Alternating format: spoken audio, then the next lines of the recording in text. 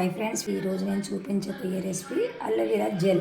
మనం అలోవెరా మన దగ్గర మన కుండీలలో ఉంటుంది కదా, అవి కట్ చేసుకొని ఈ జెల్లీని ఎలా తయారు చేయాలో నేను చేసి చూపిస్తాను.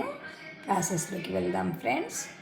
ఇది ఏందో మీకు తెలుసు, అలోవెరా ఇట్లా పెద్ద పెద్ద పట్టీలుగా ఉంటే నేను కట్ చేసుకొని ఈ సైడ్ ఉన్న ముళ్ళులన్నీ ఇలాగా తీసేసి పైన ఒక పొర ఇలాగ తీసేసి ఈ జెల్లీ ఉంటుంది కదా, ఈ జెల్లీని మనం ఒక గిన్నెలో వేసుకొని 2 సైడ్స్ ఇట్లా మనకు తోలు ఉంటుంది కదా, ఇది ఒక సైడ్ తీసి ఒక సైడ్ ఇలా స్పూన్తో ఇలా అన్నామంటే ఇలా జెల్లీ వస్తుంది. ఈ జెల్లీని బాగా మనము శుభ్రంగా ఇలా పిసికి 7 టైమ్స్ కడుక్కొని తర్వాత మనము తినాలి ఫ్రెండ్స్. 3 టైమ్స్ బాగా జిగురుగా వస్తాయి వాటరు, తర్వాత తగ్గిపోతాయి. ఇది లాస్ట్ సారి అండి, 7వసారి బాగా పిసికి కడిగినాము అంటే ఇలాగొస్తుంది. ఇలా బొరకల గిన్నెలో తీసుకొని మనము ఇలా వంపేసుకున్నాము అంటే ఈజీగా మనము ఈ జల్లిని తీసుకోవచ్చు. కాబట్టి ఇలా బొరకల గిన్నె తీసుకొని ఇందులో వంపేసుకోండి ఫ్రెండ్స్. ఇలాగ ఈ జెల్లీని మనము తయారు చేసుకొని ఫ్రిడ్జ్లో పెట్టుకుంటే 3 or 4 డేస్ మనం యూజ్ చేసుకోవచ్చు.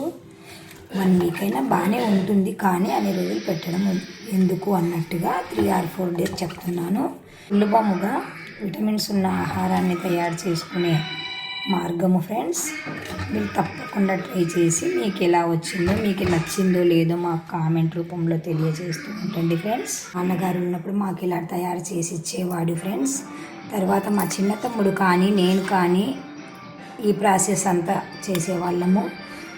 మిగతా వాళ్ళకి అంతగా ఓపిక ఉండదు, చేసిస్తే మాత్రం బాగా తింటారు ఫ్రెండ్స్. ఇలా కప్పులో పెట్టుకొని కొద్దిగా చక్కెర కానీ బెల్లం పొడి కానీ ఇలాగే కూడా తినొచ్చు, కానీ అది వేసుకుంటే టేస్ట్ బాగుంటుంది.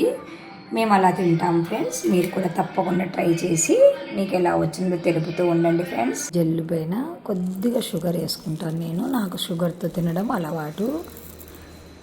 వీలైనంత వరకు షుగర్ తగ్గించమని చెప్తారు, కానీ కొన్ని దాంట్లకు షుగరే బాగుంటుంది కదా. ఇలా జారిపోతుందండి, స్పూన్కి రావట్లేదు. ఇలా తీసుకొని తిన్నామంటే చాలా టేస్టీగా ఉంటుంది. మీరు కూడా తప్పకుండా ట్రై చేసి మీకు ఎలా వచ్చిందో మాకు కామెంట్ రూపంలో తెలియచేయండి ఫ్రెండ్స్. Bye friends.